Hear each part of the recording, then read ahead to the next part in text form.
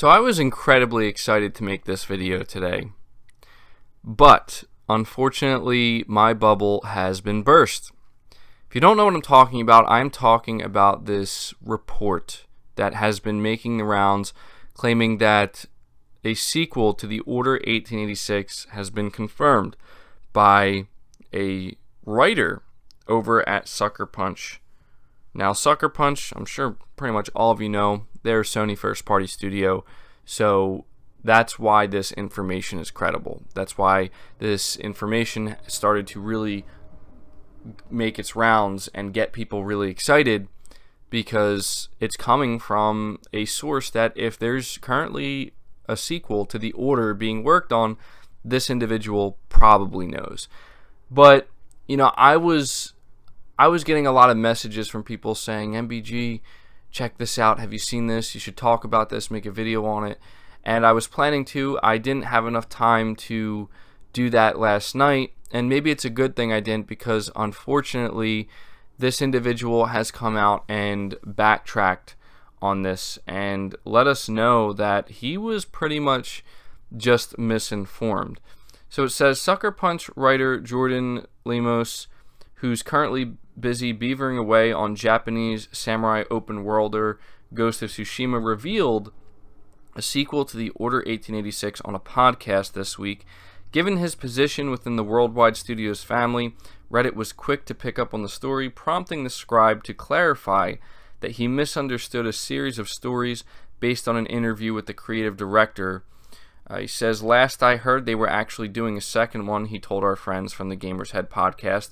So I don't know if they were already in development at that point, so they were like, well, let's just keep going and hoping the next one's better, or that people like it more, that kind of thing. Given the story has picked up so much steam over the past few hours, Lemos took to Twitter to explain that he has no access to inside information. I know nothing about a sequel, he said, before presenting screenshots of several slightly misleading stories on the subject. And yeah, so that's where we're at this point. But, you know, I don't want to sit here and be like, that's it, guys. All hope is lost. We are not ever going to see a sequel to The Order 1886. Because, if I'm being honest, there's a good chance that maybe there is truth to what he said.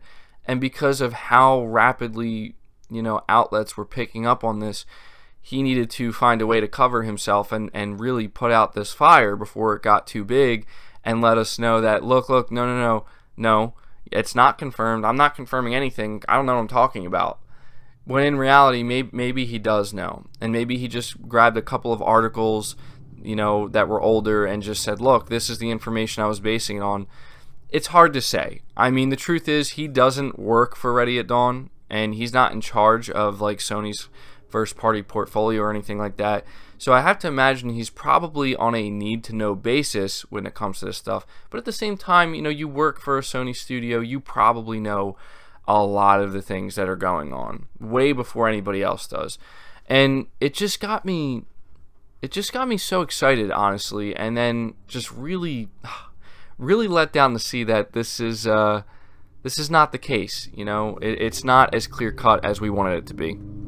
A lot of you know I just recently finished playing The Order 1886 for the first time, and I did platinum the game, and I did a review on it, and I highly recommend, if you're interested in that, go check it out, because I had a lot to say about the game. But the number one thing about The Order 1886 that it just kind of struck me the most, or stuck with me the most, I should say, is just how overflowing with potential the game was, how amazing the world was that Ready at Dawn created. I was actually really impressed by it. Now, the game did have some major flaws, but it just seems kind of crazy to me to think that Sony's just going to let this game fade away, let this IP and this universe and these characters fade away and not do anything more with it.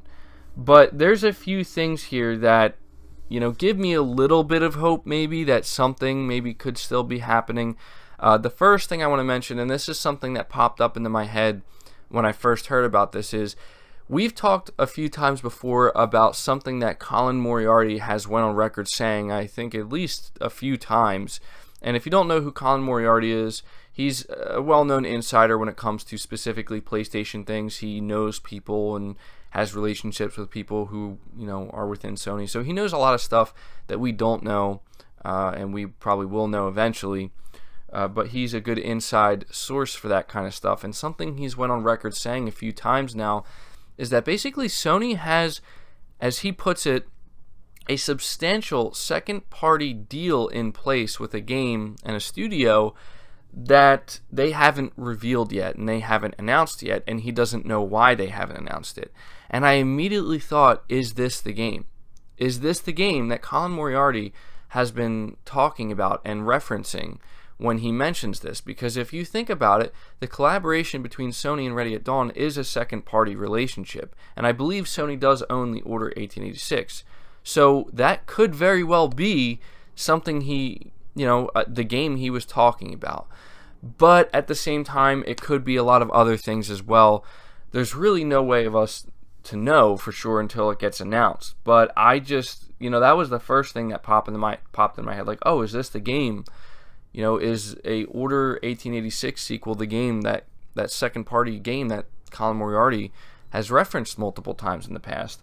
Another interesting thing here that I came across is that apparently, and this was about a week ago, this came out, Ready at Dawn is moving to a new location just shy of their 16th anniversary.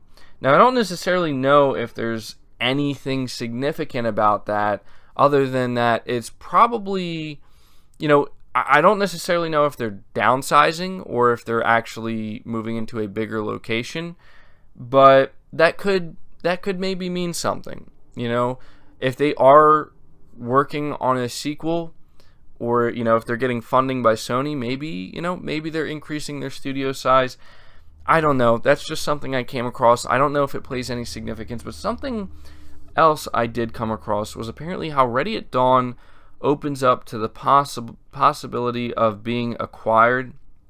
And it says that the Ready at Dawn co-founder and creative director was interviewed by Game Informer USA on the occasion of E3 2019, but only now is an interesting segment made known in which the creative director opens up to the possibility of an acquisition. He said, I would have nothing against it if someone comes to our studio and, after appreciating the talent of the team, propose a collaboration or even an acquisition.